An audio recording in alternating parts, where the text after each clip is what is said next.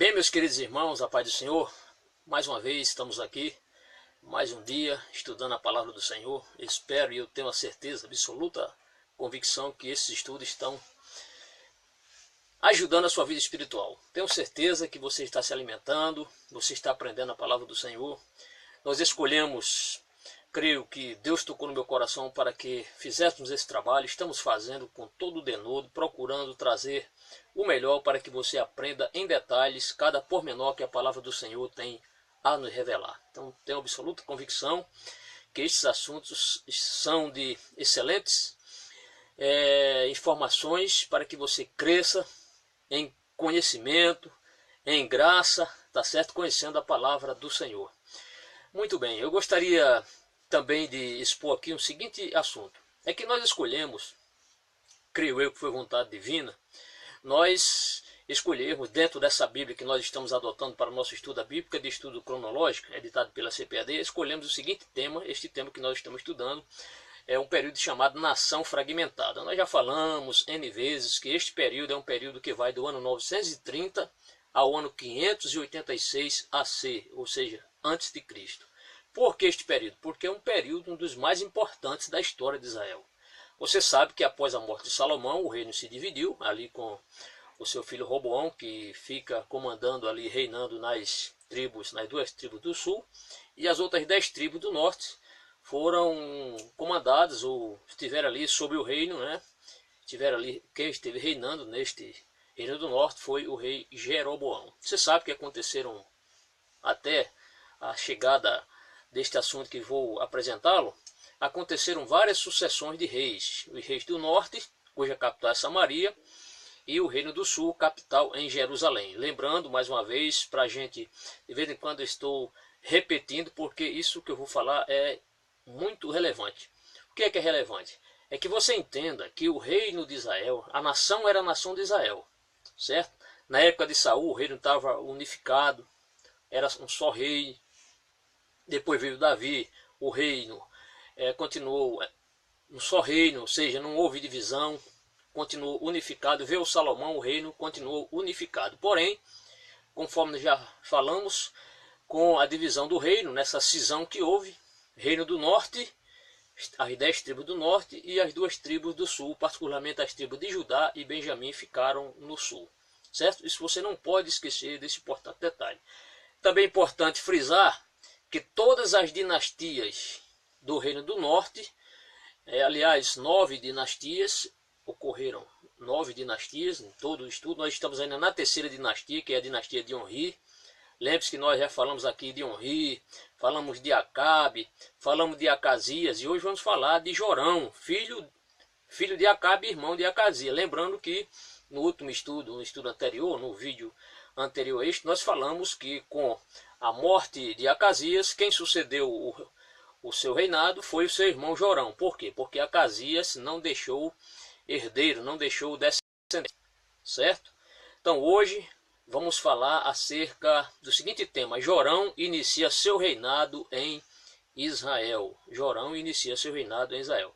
Mas conforme estávamos dizendo, seguindo a minha linha de raciocínio, enquanto as tribos do norte ocorreram nessas tribos, ou nesse reinado, 9 dinastias, no reino do sul houve apenas uma dinastia, que foi a dinastia do rei Davi, certo? Então não esqueça, porque isso é deveras importante. Você não pode esquecer que todos os reis do sul, todos os reis que reinaram no reino do sul, as 2 tribos Judá e Benjamim, todos eles eram descendentes ou foram descendentes do rei Davi. Tá bom? Então vamos ao nosso estudo.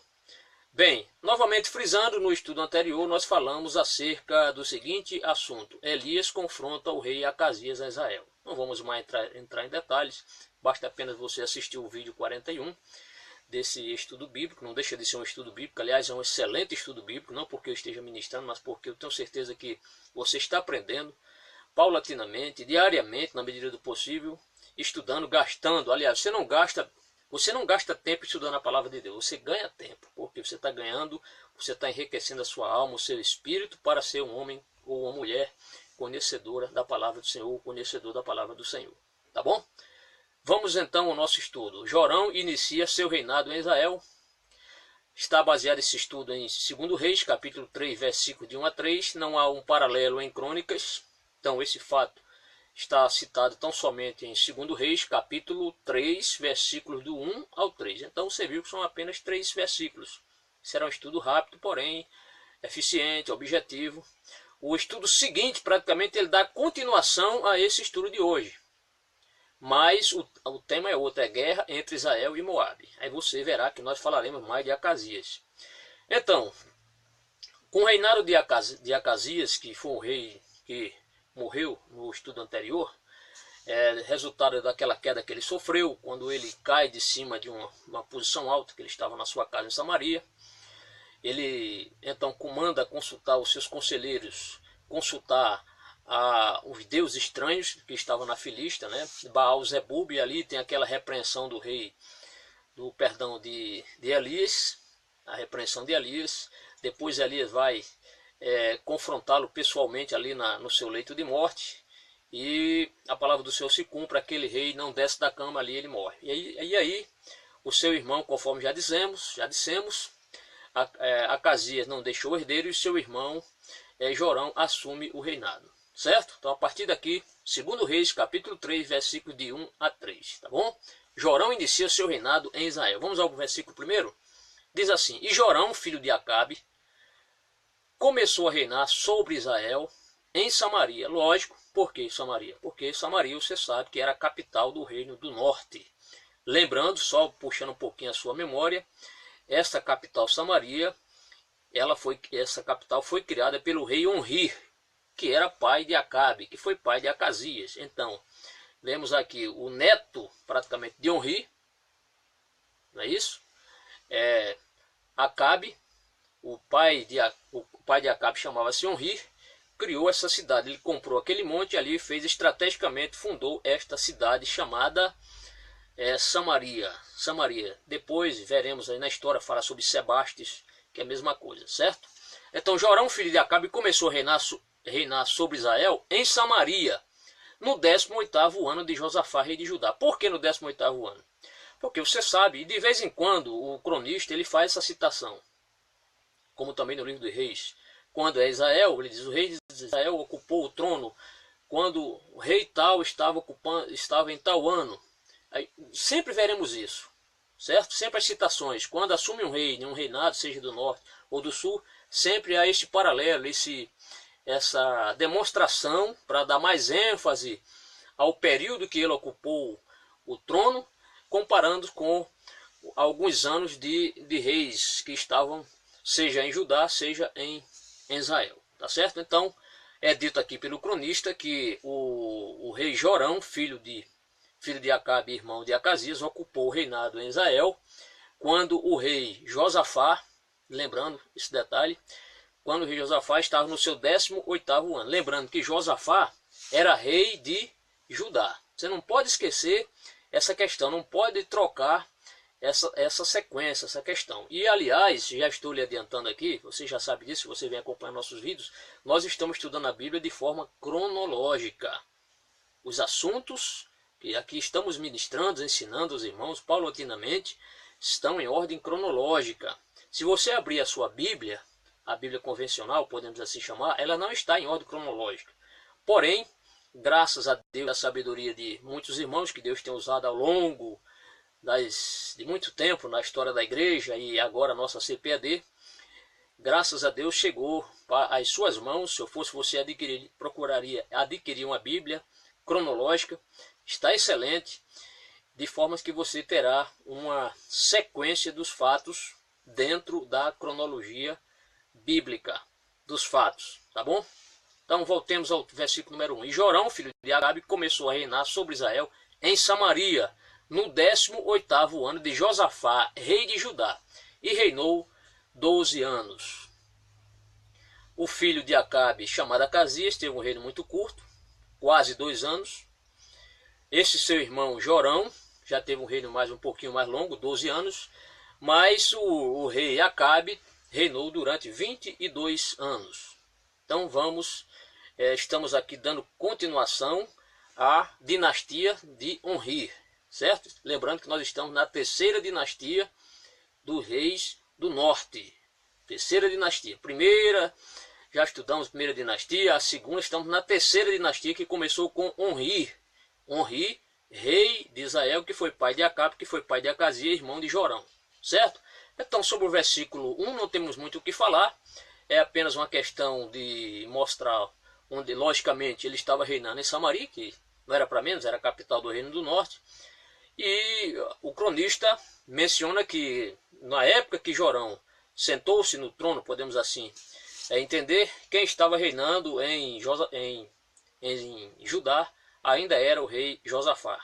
Josafá foi um rei de Judá que teve digamos, não foi tão longevo em relação a outros reis que o sucederam, mas teve um reino, podemos admitir, um reino até de forma um pouco longo, 25 anos. Então, nesse período de 25 anos, vários reis de Israel se alternaram no poder. Então, sobre isso, não temos muito o que explicar, o texto já é autoexplicativo por si, não há muitos pontos a explicar. Agora vamos ao versículo 2.